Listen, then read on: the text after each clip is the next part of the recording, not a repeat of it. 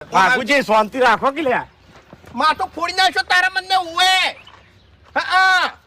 કશો વધો નહીં મારે ખર્ચો નહીં જોતો કશો વાંધો નહીં તમારાથી થાય કરી લેજો હેડો વિવાદ નહીં કોઈ એટલે હું બધી રીતે પૂરો જ છું બકા બધું મને આવડે છે હવે કાયદો તો અમે જોણા છે થોડો ઘણો હા તને કાયદો હું ભણાવું તું શાંતિ રાખ આ તમે હાથે કરીને નુકસાન કર્યું છે 1 રૂપિયા હું આલવાનો નહીં